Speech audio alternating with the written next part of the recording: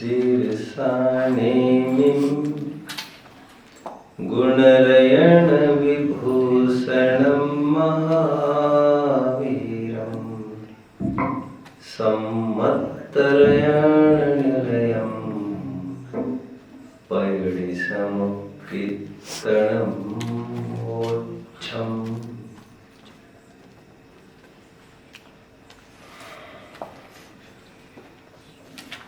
मोक्षार्थियों, William Shakespeare, the greatest dramatist of all time, उसका एक famous quote है, What is in the name? If the name of rose would have been something other, it would have given the same fragrance. नाम में क्या है? नाम कुछ भी होने से क्या फर्क पड़ता है? गुलाब का नाम यदि कोई और रखा जाए, उससे कोई गुलाब कम सुगंध थोड़ी देगा। और राज्य पद से गुलाब से कौन हटा सकेगा? गुलाब को कोई भी नहीं हटा सकेगा। गुलाब का नाम भले ही बबूल रखा जाए, फिर भी राजा तो वही होगा। निष्कर्ष, नाम नहीं, काम देखा जाता है। काम का ही दाम होता है, वजन का भजन होता है। अरे दुनिया में या तो कहते हैं काम भी नहीं, हम रिजल्ट देखेंगे। दुनिया तो है वणिक वृत्ति रखती, काम नहीं परिणाम निरखती। निष्कर्ष, नाम कुछ भी, उससे क्या फर्क पड़ता है? ऐसा होने पर भी एक इंटरेस्टिंग फैक्ट की तरफ मैं आपका ध्यान आकर्षित कर रहा हूं। जो मंगलाचरण यहां से मैंने बोला है, वह गोमटसर कर्मकांड का मंगलाचरण है। आचार्य नेमिचंद्र सिद्धांत चक्रवर्ती इसके रचयिता है। 10वीं सदी में लिखा हुआ यह ग्रंथ है। और जो मंगलाचरण मैंने बोला यहां से, नेमिनाथ भगवान को नमस्कार करने का सूचक यह मंगलाचरण है। नेमिनाथ की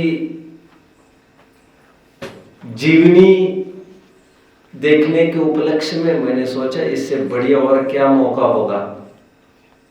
नेमिनाथ भगवान को नमस्कार करने वाला ही मंगलाचरण बोला जाए।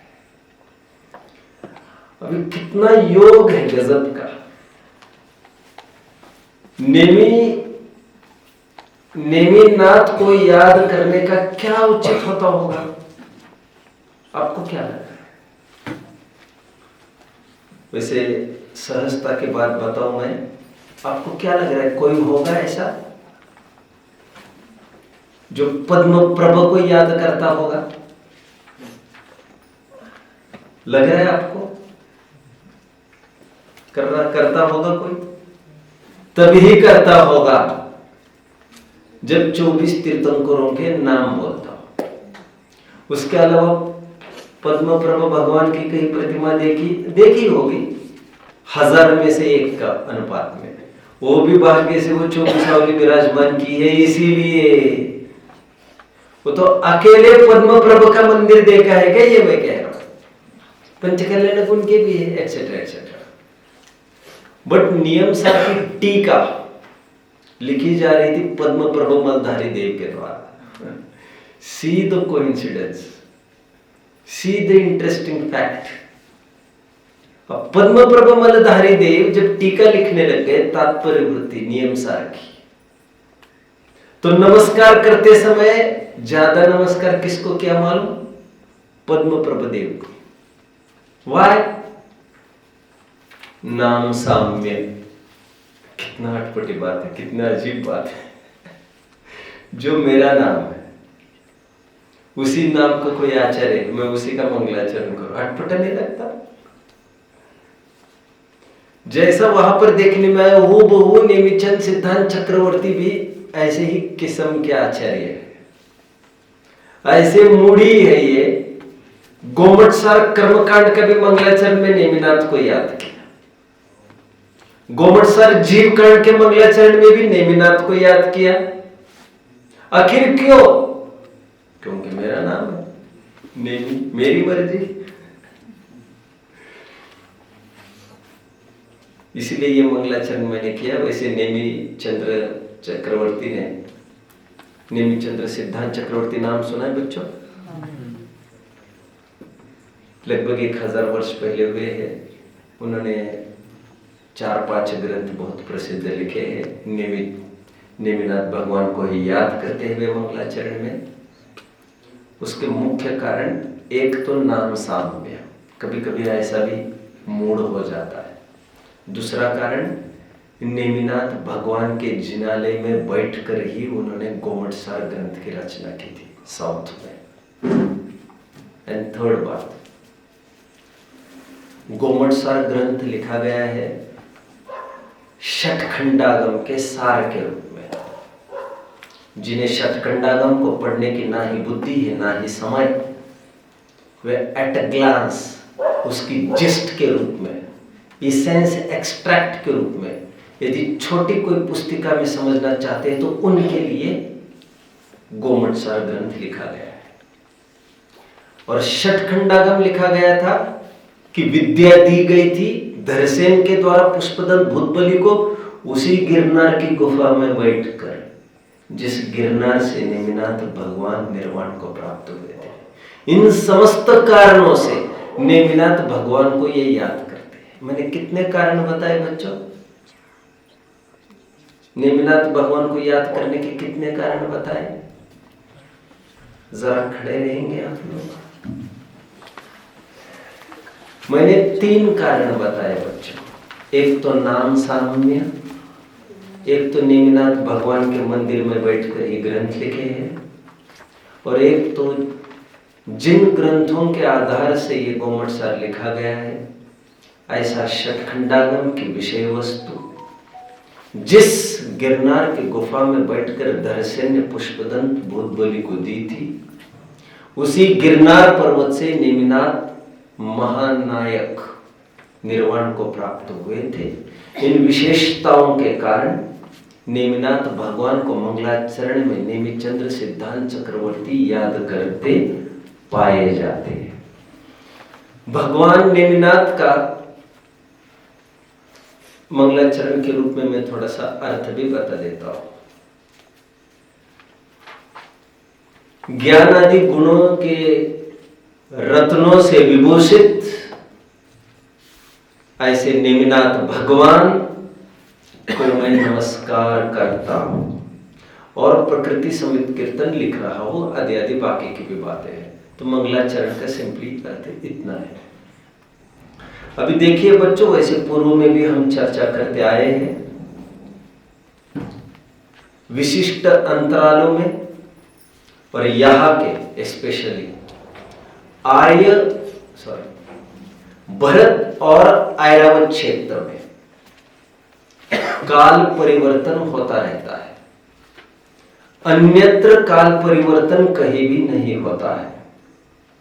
तो काल पलटते पलटते 6 कालों में जब भी दुखमा सुखमा काल भरत ऐरावत क्षेत्र में आता है, जिसे कर्म भूमि कहते हैं, जो 42,000 वर्ष कम एक कोड़ाकोड़ी सागर की हुआ करती है। इस अंतराल, इस पैच में अंतरालों से, इंटरवल्स, गैप से 24 तीर्थंकर होते रहते हैं।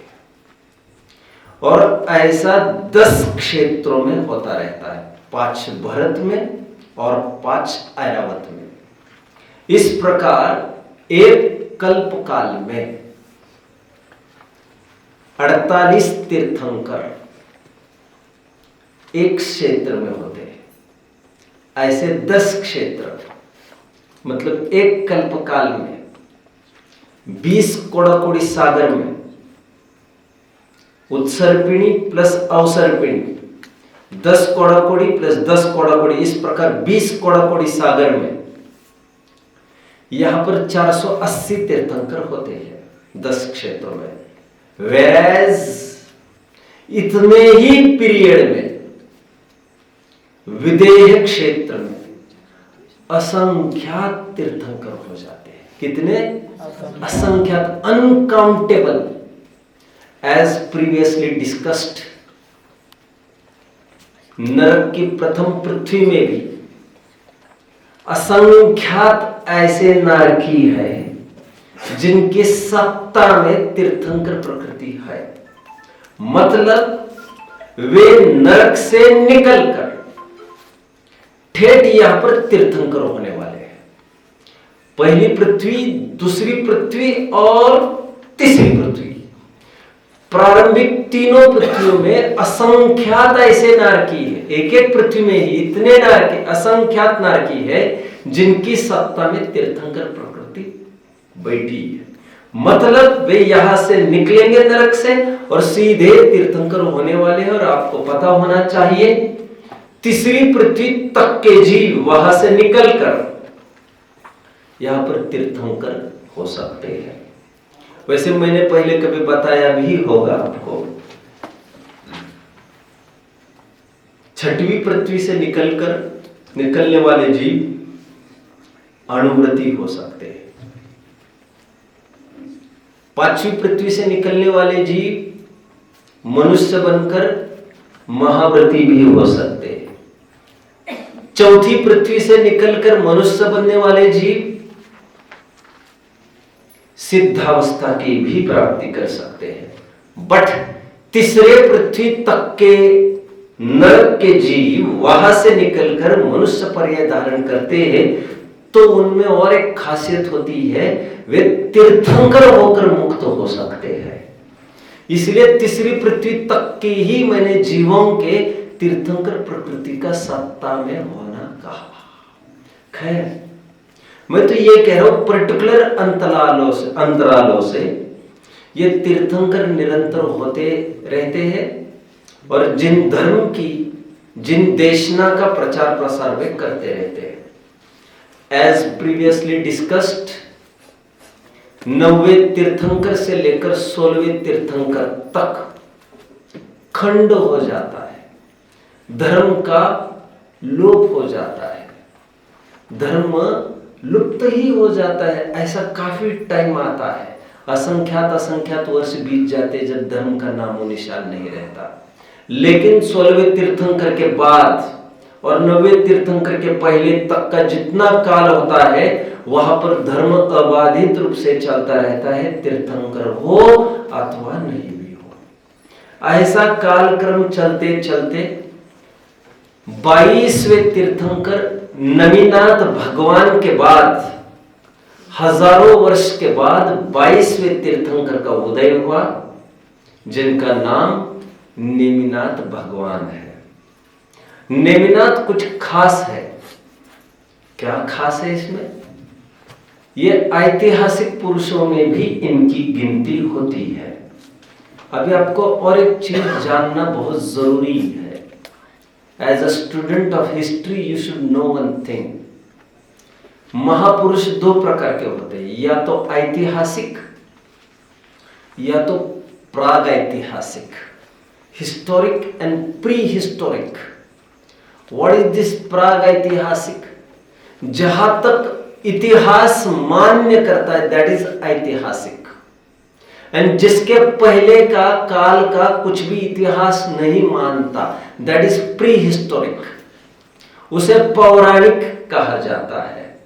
ना आपको पता होना चाहिए, जैसे रामचंद्र जी मुनि सुव्रत भगवान के काल में हुए 20वें तीर्थंकर मुनि सुव्रत नाथ, रामचंद्र जी को ऐतिहासिक पुरुष माना गया है। हम ये मानकर चले 19वें तीर्थंकर तक के जितने जीव हुए हैं वे सब प्राग ऐतिहासिक के दायरे में चले जाएंगे, वे सब पौराणिक पुरुष माने जाएंगे।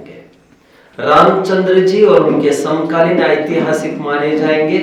अब यह कहने की अलग से कोई जरूरत नहीं लग रही है मुझे कि 22वें तीर्थंकर वे तो ऐतिहासिक ही होंगे, और उनके समकालीन कृष्ण, बलभद्र, कौरव, पांडव, ये सब ऐतिहासिक पुरुष माने जाते हैं, अर्थात इतिहास इनको मान्य करता है।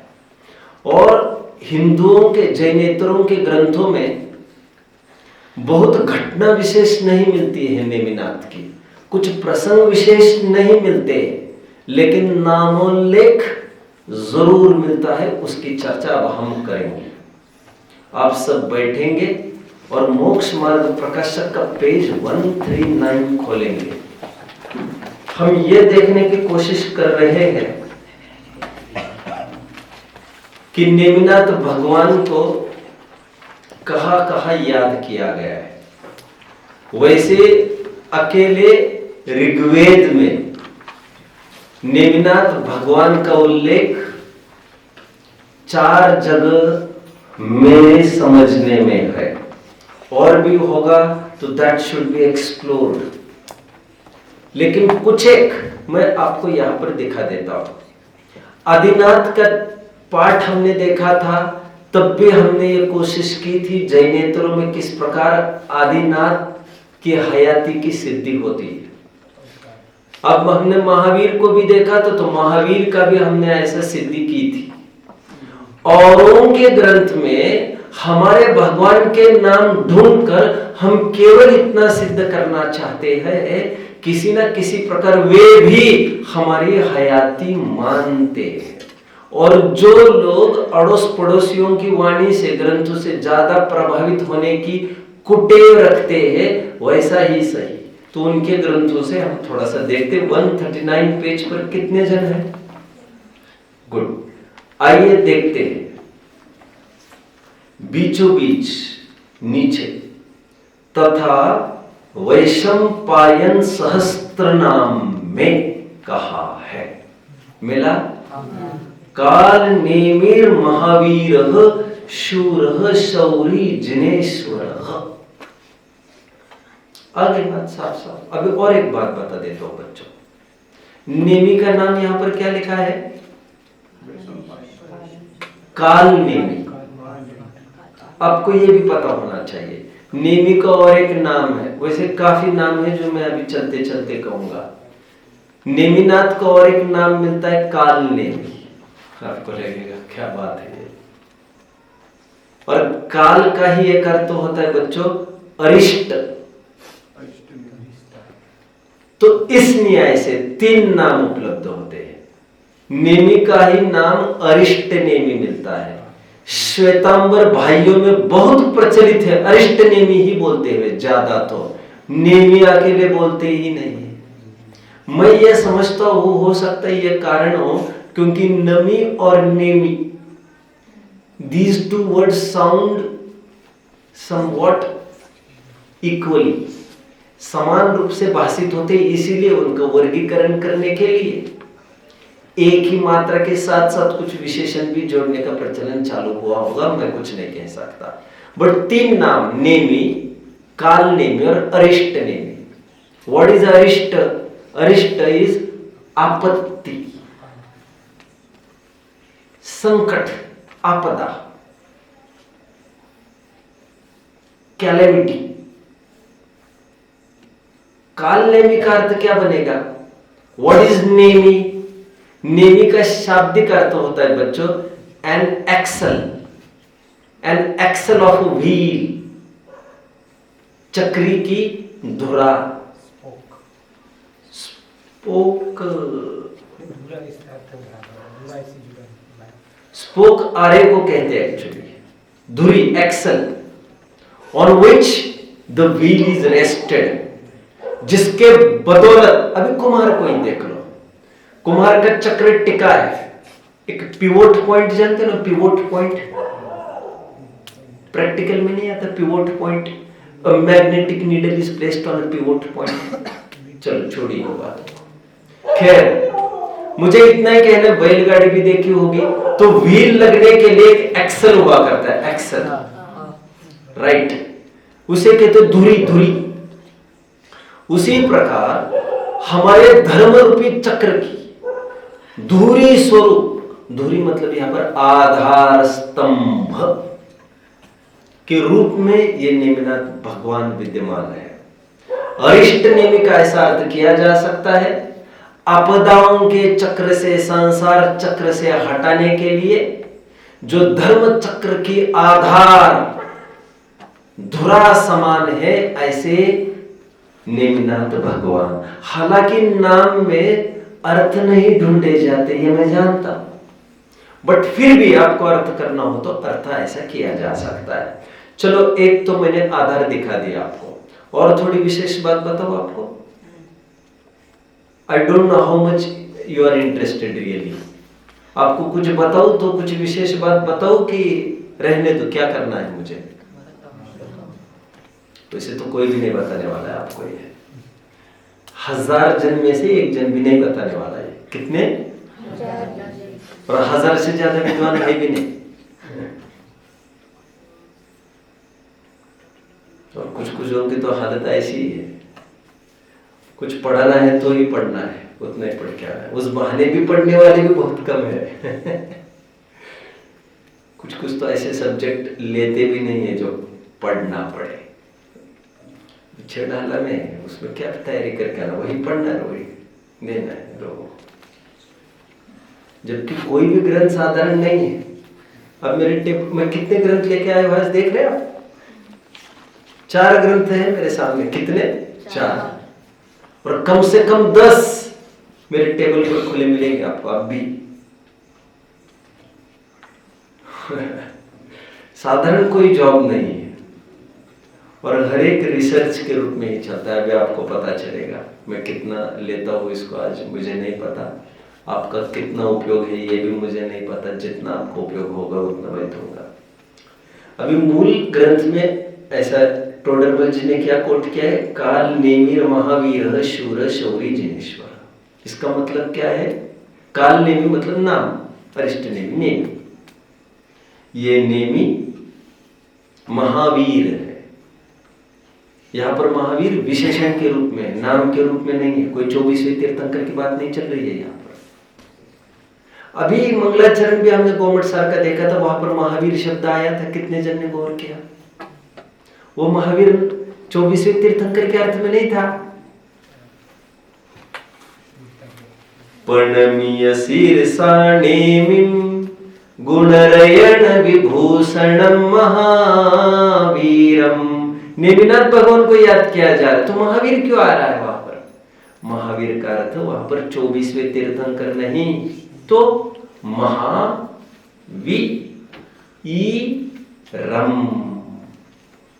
महावीर की संधि क्या होगी? महावीरम।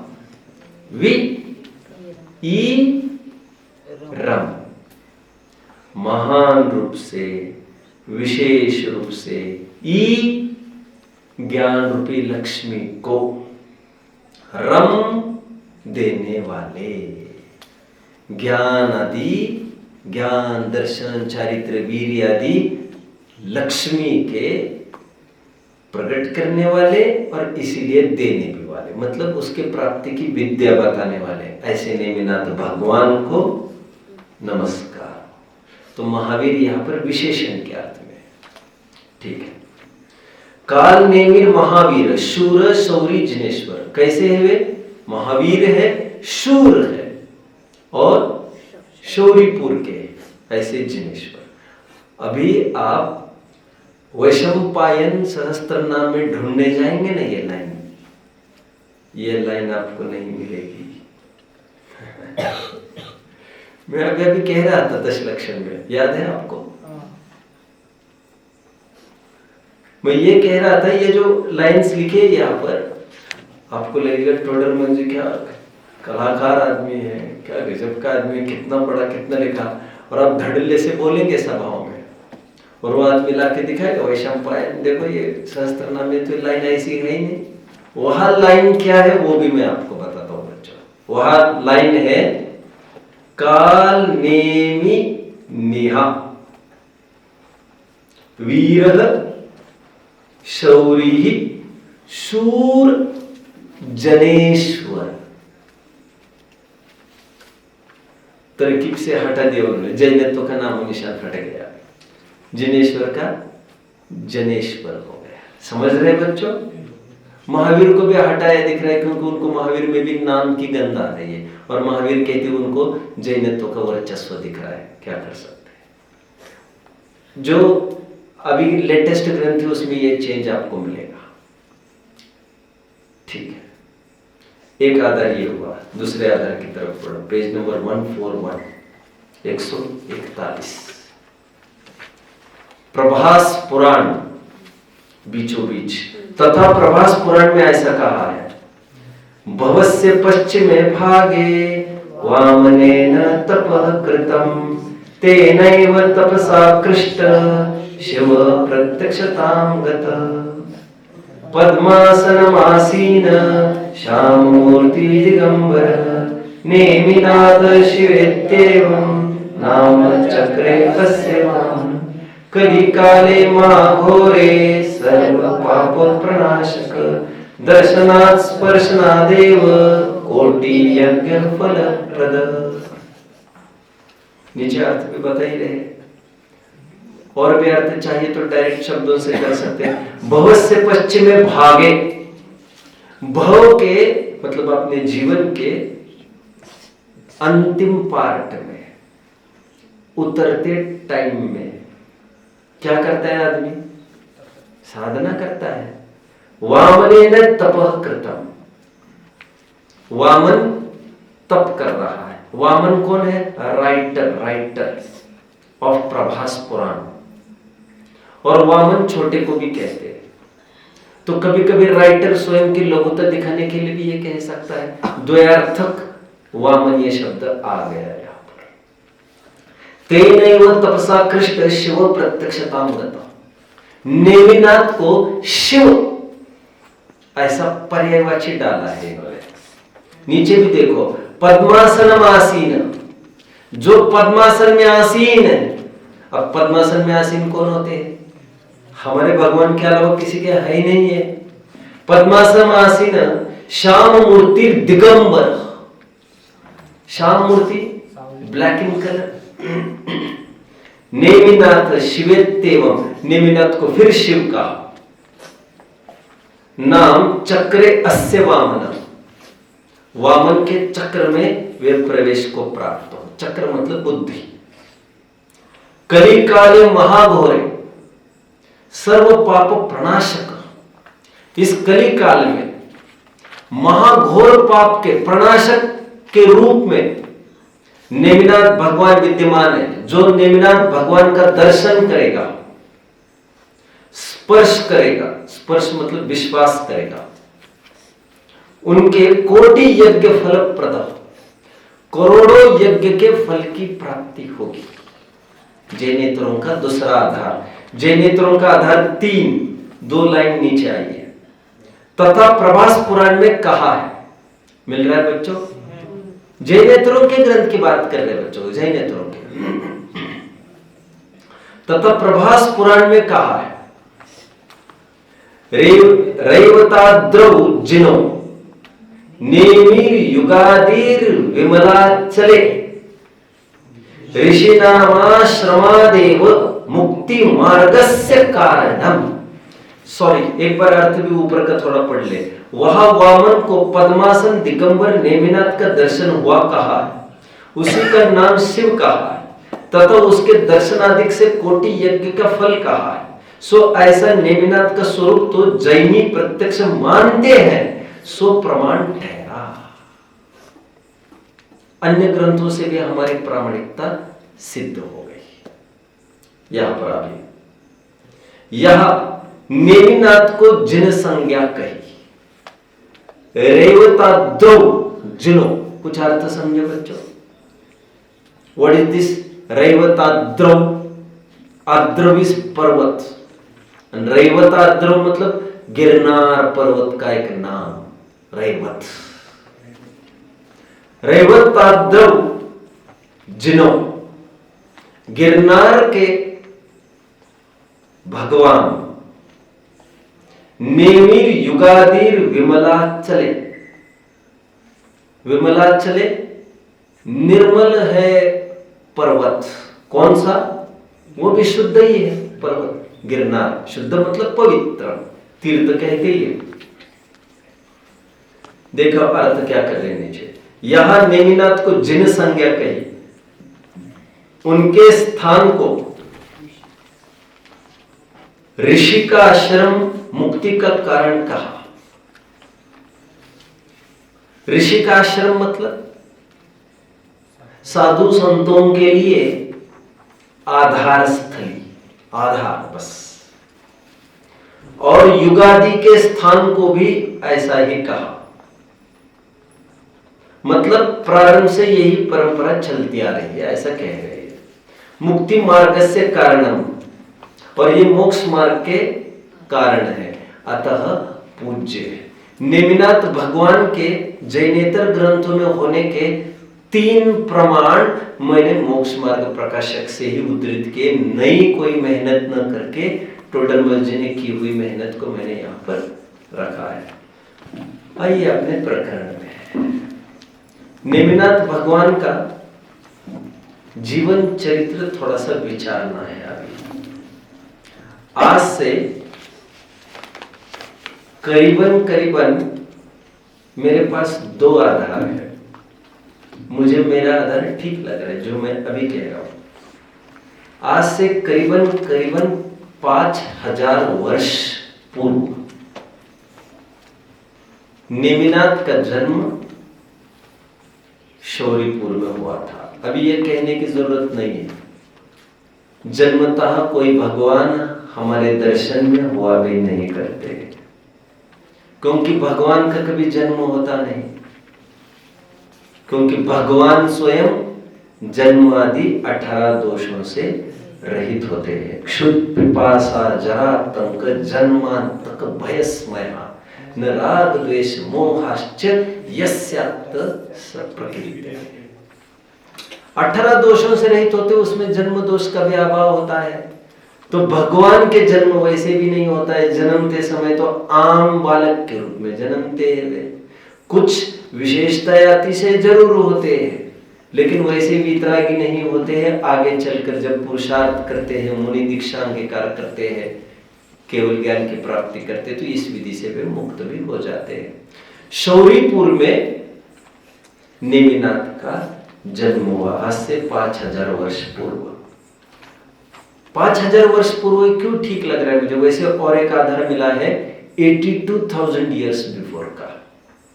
जितने भी गूगल विकिपीडिया पर आप सर्च करेंगे, I think you will get this thing. I don't no ये कहां से आ गया 82,000 वर्ष पहले का। कृष्ण का काल बताते हैं वे लोग। क्या अनुसार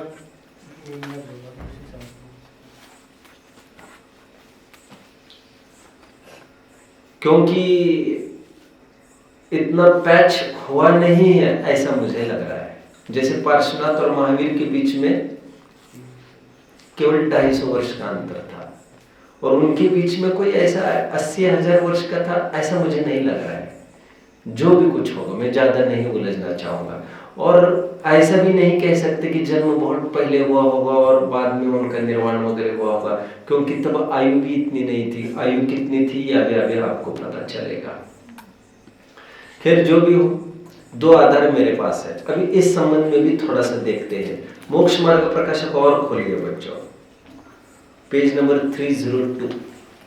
आपको 2 आधार मिलेंगे ग्रंथों में। नेमिनाथ का जन्म शौरीपुर में हुआ, कहीं ये मिलेगा पढ़ने, और कहीं ये मिलेगा नेमिनाथ का जन्म द्वारिका में हुआ, द्वारिका नगरी में हुआ। तो ये 2 कथन आपको मिलेंगे ग्रंथों में।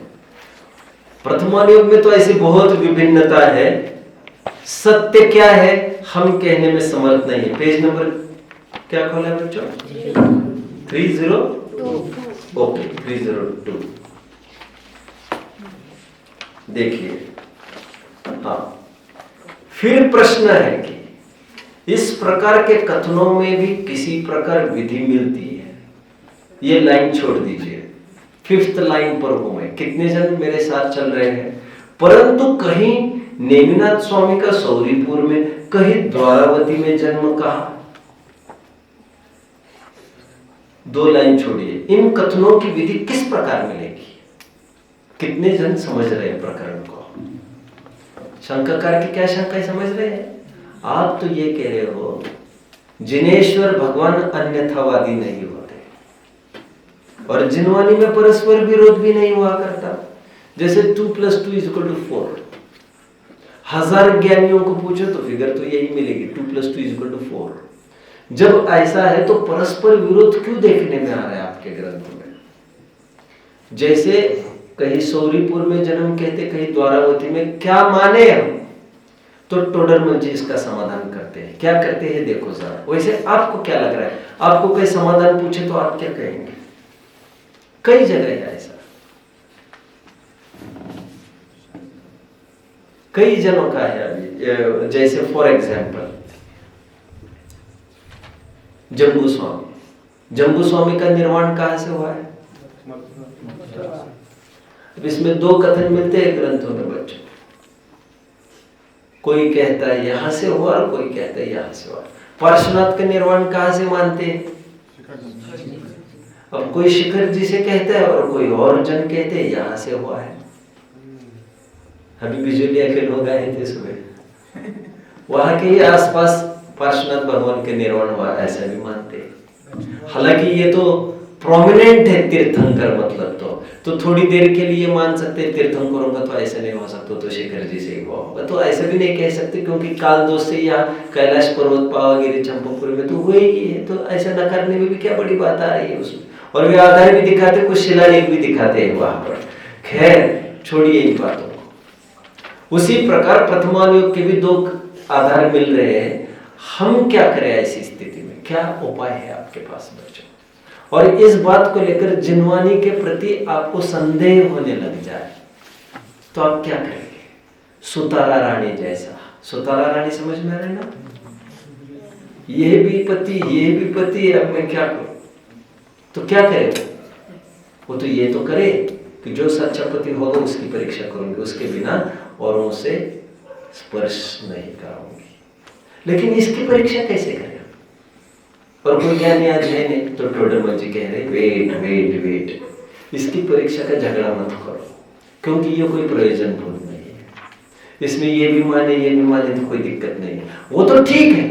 लेकिन हम क्या समझे? अरे तुम इतना ही समझो महापुरुष का जन्म किसी न किसी शहर में हुआ है, दिव्य स्थान में होता है, बस इतना ही समझना है। उसका समाधान 303 पर देखो टोडरमल जी क्या लिखते हैं, सेकंड लास्ट पैराग्राफ, ऊपर से 3rd पैराग्राफ।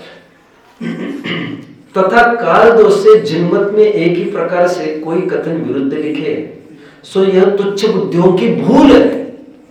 आपको सुनकर आश्चर्य होगा बच्चों, सीता किसकी पुत्री थी? हाँ, जनक के। ऐसा सभी जन कहते हैं बच्चों। हमारा पुराण क्या कहते हैं मालूम? रावण की पुत्री का भी उल्लेख हमारे पुराण करते हैं। और शॉकिंगली ऐसी ही कुछ बात हिंदू संस्कृति के लोग भी करते हैं कि वे बाप बेटी थी, ऐसी बात वे भी करते हैं। हमारे ग्रंथों में बड़ी अटपटी बातें, इस ग्रंथ में कुछ, इस ग्रंथ में कुछ, इस ग्रंथ में। लेकिन भाग्य से ये प्रथमानुयोग कहानी किस्सों में ही है ये सब। और कहानी किस्सों में बहुत जोड़ तोड़ फर्जीपना चलता रहता है क्योंकि कहानी और पात्र किरदार गौण होते हैं और मूल प्रयोजन होता है आपको क्या मॉरल परोसा जा रहा है। बहुत सारे पात्र काल्पनिक भी हुआ करते, जैसे मैंने कई दफे आपको कहा। जैसे चारुदत्त की कथा एक दिन कह रहा था आप थे। अब चारुदत्त की कथा बच्चों श्वेतांबरों में भी, हूबहू बौद्धों में, हूबहू वैदिकों में, हिंदू ग्रंथों में मैंने चारों जगह पढ़ी है। अब क्या माने? हमको लगता है कि इन्होंने हमारी ढांप ली और वो कहते हैं इन्होंने हमारी ढांप ली, और सभी जन अपना अपना वर्चस्व स्थापित करते हैं। तो भैया जरूरी नहीं हमसे उनमें गई होगी, कथा उनके लोगों में से हम में आई होगी, ये भी संभव है, ये भी संभव है। इसमें हमारा झगड़ा ही नहीं है। बात इतनी है हमारी, जो भगवान अवस्था कही वो विरक्ति होकर कही है कि नहीं है, दैट्स ऑल। मैं कहां पर खड़ा हूं? टोडरमल जी 303 पर क्या कहते देखो, तथा काल दोष से जिन मत में एक ही प्रकार से कोई कथन विरुद्ध लिखे हैं सो यह तुच्छ बुद्धियों की भूल है। कुछ मत में दोष नहीं है, वहां भी जिन मत का अतिशय इतना कि प्रमाण विरुद्ध कथन कोई नहीं कर सकता। कहीं सौरीपुर में, कहीं द्वारावती में नेमिनाथ स्वामी का जन्म लिखा है, सो कहीं भी हो, परंतु नगर में जन्म हुआ, प्रमाण विरुद्ध नहीं है। आज भी होते दिखाई देते, खत्म। नेमिनाथ का प्रसंग आया तो ग्रंथ भी अपने सामने था, तो मैंने पढ़ लिया इसको। अभी हुआ क्या था एक्चुअली, हम देखते हैं। यदि आप मांग करते हैं मेरे से, मुझे बहुत प्रिपेयर करना पड़ता है किसी भी डिलीवर, 1 घंटा आपको लगता होगा, तो मैं कभी जैन महाभारत और जैनेतर महाभारत के मूलभूत अंतर के भी 1-2 सेशंस लूंगा। जैसे एग्जाम्पल के रूप में, हम धृतराष्ट्र को अंधा नहीं मानते बच्चों। अब गांधारी ने पट्टी लगाई, इतनी मूर्खता, इतनी मूर्ख कोई पत्नी होगी क्या? अरे हमें आंखें नहीं है तो तुम्हें फोड़ने की कोई गरज है क्या? तुम्हें तो और अच्छे दिखने की गरज है। हम दोनों अंधे होकर एक दूसरों के आश्रित रहेंगे क्या? तो हमारा ग्रंथ ये नहीं मानता। उनके ग्रंथ मानते हैं कर्ण की उत्पत्ति सूर्य से हुई। सूत पुत्र कहते हैं, जानते आप? यहाँ पर सूर्य का चिन्ह देखा होगा, कोई सीरियल देखे होगी तो। सूर्य पुत्र, क्या? सूर्य पुत्र। हम ये ऐसा नहीं मानते बच्चों, हम मानते भानु नाम के राजा से उत्पन्न हुआ ये पुत्र था। पर भानु मतलब सूर्य, तो सूर्य पुत्र कहा जाता था। अरे उस सूर्य से कभी प्राप्ति होगी क्या? ठीक उसी प्रकार जिस प्रकार में एक दिन कह रहा था पवन पुत्र हनुमान। अब पवन से, वायु से कहीं हनुमान होता है क्या? जो जैनेतर लोग जैनत्व में कन्वर्ट हुए, मेरे सामने कई जन है बच्चों, कई जन। एक तो गणेश प्रसाद जीवनी आप जानते होंगे, एक 2-3 वर्णीय ऐसे ही है, और भी काफी है मेरे पास लेख, जो वैष्णव होकर जैन दर्शन में आए। वो केवल किसके पीछे आए मालूम? हमारी रामायण पढ़ के आ गए, और उनको इतनी अपीलिंग बात लगी। कभी मैं इस पर भी 1-2 घंटे लूंगा। जैन रामायण में और जैनेतर रामायण में क्या अंतर है? अब वे मानते वानर पूछ वाले, हम मानते हनुमान को कामदेव सर्वांग सुंदर। वानर वंशी मानते, वंश, उनकी ध्वजा पर वानर चिन्ह रहता है। वैसे ही रावण को वे राक्षस मानते, हम राक्षस वंशी मानते हैं उनको। अब वंश का नाम तो कुछ भी हो सकता है। किसी का नाम सरनेम देव नहीं होता क्या? तो क्या मनुष्य से हटकर देव हो गए क्या वो? अब भाग्य से नारकी नहीं होता किसी का वो सरनेम, लेकिन ऐसा है। और राक्षस भी एक प्रकार के देव ही है, समझ रहे? तो ऐसी काफी बातें हैं, तो हमें समझना चाहिए कि क्या क्या। और एक इंपॉर्टेंट बात, महाभारत की जड़, महाभारत के मूल नायक और खलनायक कौरव और पांडव नहीं मानता है जैन दर्शन। नहीं नहीं नहीं नहीं, ये तो सपोर्टिंग एक्टर और विलेन है। ये मूल जरासंध और कृष्ण, इन दोनों ही मूल एक्टर और विलन है, हीरो और विलन। कितने जन समझ रहे मेरी बात को? ये तो सपोर्ट के लिए आए और घसीटे गए, क्योंकि सपोर्ट में किसी ना किसी को तो देना ही पड़ेगा। और ये तो अपने खून के रिश्ते थे। कैसे खून के रिश्ते थे वो हम देख लेंगे आगे बढ़ता हूं। तो यदुवंश, यादव वंश भी कहेंगे इन्हें, अथवा हरिवंश। इसीलिए इसका चरित्र मुख्यतः से हरिवंश पुराण में मिलता है। नाम ही हरिवंश पुराण है क्योंकि वो हरिवंश मतलब पूरे हरिवंश के ही थे ये सब। हालांकि कृष्ण को भी हरि कहते हैं बच्चों, विष्णु को, नारायण को हरि भी कहते हैं, इसलिए हरिवंश ऐसे भी प्रचलन चला। यदुवंश कहते हैं। अंधक वृष्टि नाम, हाँ पहली बात ये समझना जरूरी है आपको, जरासंध के डर से ये सभी भागकर शौरीपुर छोड़कर ये सब के सब नेमिनाथ की पूरी फैमिली द्वारावती आकर सेटल हो गई थी। किसके डर से? जरासंध कौन था? ये तब का माइटी पावर, त्रिखंडाधिपति प्रतिनारायण, उसके डर से यहां पर आए थे ये सब, और फिर द्वारावती में ही बस गए। इनकी फैमिली थोड़ी सी मैं बता दूं आपको। इनके यहां अंधक वृष्टि नाम के एक राजा हुए यदुवंश में। इनके 10 पुत्र थे। बड़े पुत्र का नाम समुद्रदत्त, सबसे छोटे पुत्र का नाम, 10वें पुत्र का नाम वसुदेव। ध्यान रखना, मैंने वसुदेव कहा है, वासुदेव नहीं। People get confused unnecessarily. Vasudev Krishna को कहते हैं और वासुदेव के पिता को वसुदेव कहते हैं।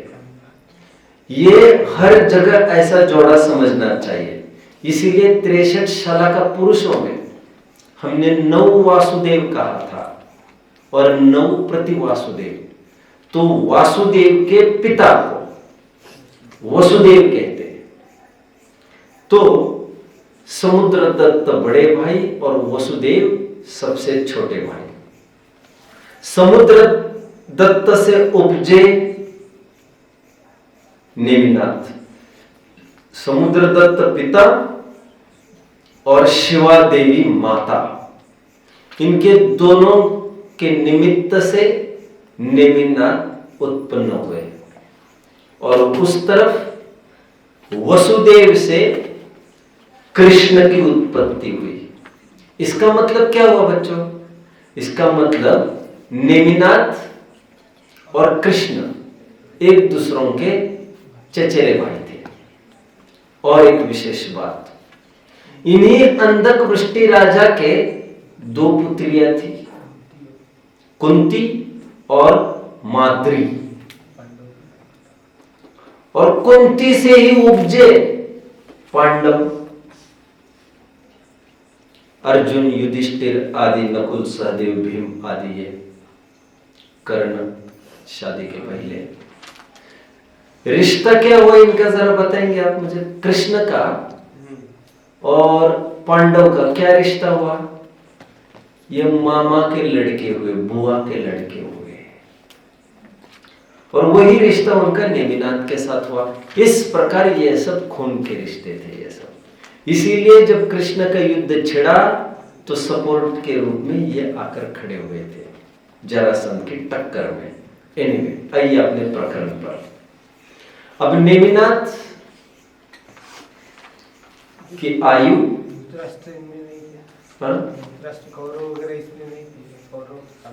अभी धृतराष्ट्र का अंधक वृष्टि के भाई के रूप में उनको पहचाना जाता है। धृतराष्ट्र अंधक वृष्टि के साथ थे, वो ऊपर का जनरेशन है, नीचे का नहीं। अभी तो आगे कहां तक खड़ा हुआ इसे में? नेमिनाथ की आयु 1000 वर्ष की थी। अब देख रहे ना, पार्श्वनाथ भगवान की आयु 100 वर्ष की, महावीर की आयु 72 वर्ष की। आयु किस प्रकार घटती जा रही है देखिए। अब नेमिनाथ गृहस्थावस्था में अपने जी रहे थे। गृहस्थावस्था में उनके 300 वर्ष बीत गए बच्चों, 300। अच्छे से जीते थे। और कृष्ण, एक बार दरबार में यह बात चली कि सबसे ताकतवर कौन होगा यहाँ पर, क्योंकि ऐसा माना जाता है नारायण के 100 सिंह का बल होता है। 1000 शेरों का बल एक नारायण में हुआ करता है। तो कोर्ट में ऐसी बात चली कि इनसे, इनके टक्कर में कौन होगा फिलहाल। अब ये भी आश्चर्य की बात है, क्योंकि इनके टक्कर में वैसे तो कोई नहीं चाहिए।